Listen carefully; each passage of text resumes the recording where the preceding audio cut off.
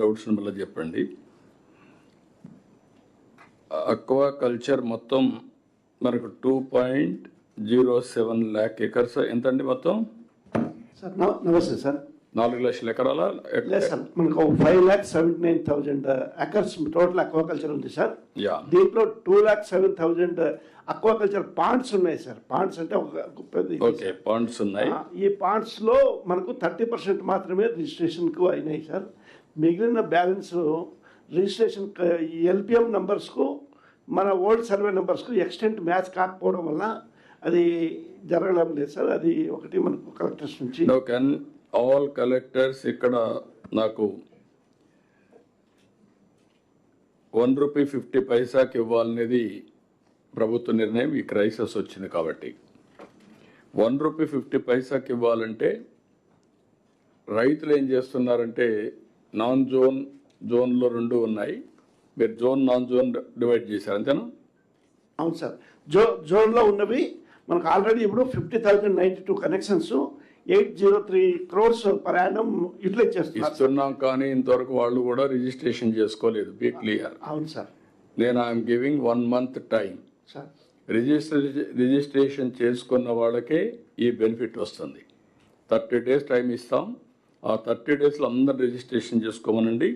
14,450 connections కొత్తగా అడుగుతున్నారు. Out side aqua zone కూడా దానికి కూడా ఇస్తాం. వాళ్ళు కూడా రిజిస్ట్రేషన్ చేసుకోవాలి. క్లస్టర్ అప్రోచ్ పెట్టుకొని మనం డెవలప్ చేయాలి. మళ్ళీ పొల్యూషన్ వచ్చి రేపు డిసీజ్ వస్తే మాత్రం చాలా ప్రాబ్లం వస్తుంది.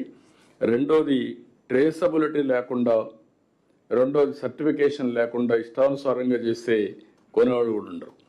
ఈ క్రైసిస్ను ఆధారంగా చేసుకొని మీరు 30 days time department can enforce, district collectors ఈ 5-6 జిల్లాల్లో ఉండే మీరందరూ వర్కౌట్ చేసుకోండి. 6-7 జిల్లాలు ఉన్నాయి. కృష్ణా, వెస్ట్ గోదావరి, మీ ఈస్ట్ గోదావరి, ఈ బాపట్ల, ఈ జిల్లాలన్నీ ఉన్నాయి. ఇవన్నీ కూడా స్ట్రీమ్ లైన్ చేసేయండి. 30 daysలో చేయకపోతే నేను ఎప్పుడైతే వాళ్ళు రిజిస్ట్రేషన్ చేసుకున్న తర్వాత వాళ్ళకి ఎలిజిబిలిటీ వస్తుంది. ఒకవేళ ఇచ్చినా నేను మళ్ళీ క్యాన్సిల్ చేసేస్తాను. Everybody should be discipline. Otherwise discipline లేరు, ప్రాబ్లమ్స్ వస్తున్నాయి. మళ్ళీ మనం క్రైసిస్లో పడుతున్నాం. చేసిన ఎఫర్ట్ని సస్టైనబిలిటీ ఉండాలి. నిరంతరం ఇబ్బందులు లేకుండా కొనసాగించే పరిస్థితి. ఇప్పుడు ఇండస్ట్రీ కూడా కొంత ఇబ్బందుల్లో ఉంది. గవర్నమెంట్ ఆఫ్ ఇండియా కూడా లెటర్స్ రాసాం. అన్ని విధాల అక్వా కల్చర్ని ఆదుకోవడానికి ప్రయత్నం చేస్తాం. దాన్ని ఏమి వస్తాయని తీసుకొస్తాం. మీరు కూడా చేయాల్సింది రెగ్యులేట్ చేయండి. ఆల్ కలెక్టర్స్ ఎక్స్ట్రా ఫోకస్ పెట్టి you have to complete it ఇమ్మీడియట్గా. 50,182 మంది కనెక్షన్స్కి ఇస్తున్నాం. ఇప్పుడు ఇంక ఇవ్వాల్సింది 14,450 అవుట్ సైడ్ అక్వా జోన్. అయితే 2,07,000 గాను 30% సో ఫార్ రిజిస్టర్ చేసుకున్నారు.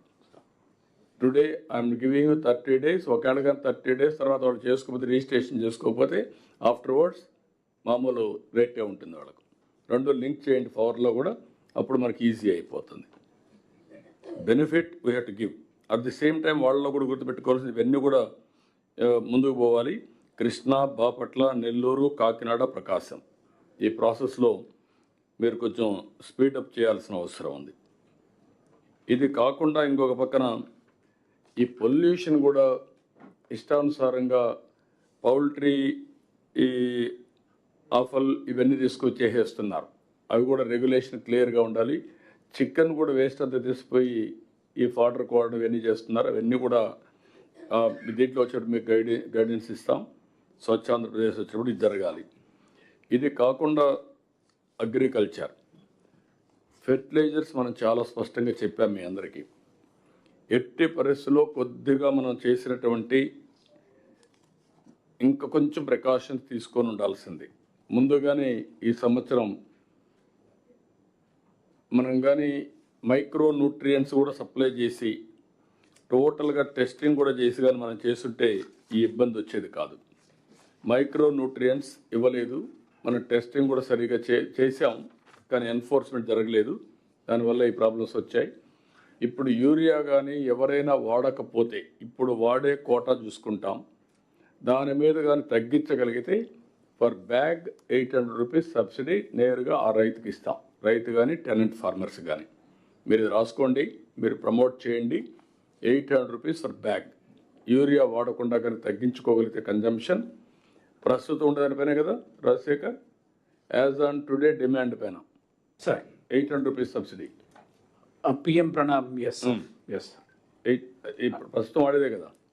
ఎస్ సార్, అంటే 50% స్టేట్కి ఇస్తారు సార్. ఇప్పుడు యాక్చువల్గా PM Pranam guidelines verify చేస్తే అందులో government of India policy decision is not to pass it on to farmers sir. No will pass on. Okay sir, స్టేట్కి వస్తుంది, state will pass on to them. ఇన్ఫ్రాస్ట్రక్చర్కి వాడుకోమని అన్నారు. మనం వాడుకుందాం, మనం ఇది ఇస్తే వాళ్ళకి బెనిఫిట్ వస్తుంది, ఎస్ సార్, మోటివేషన్ వస్తుంది. That is where government, Andhra Pradesh government to that extent will give it to them. Yes sir. రెండోది, ఇక్కడికి వచ్చినప్పుడు రిమైనింగ్ టైం యూరియా ఎక్కడ కూడా ఇబ్బంది లేకుండా చేసే బాధ్యత మీది. ఎప్పటికప్పుడు సప్లై చేస్తున్నాం, అది అవైలబిలిటీలో పెట్టాలి. నెక్స్ట్ రబీకి వచ్చే లోపల ఈ క్రాప్ ఈజ్ ఎ మస్ట్.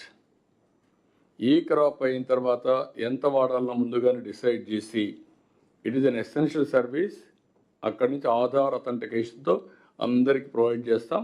అవసరం డోర్ డెలివరీ చేద్దాం, ఎవ్వరికి ఇబ్బంది లేకుండా. మీకు ఇవి ఉన్నాయి.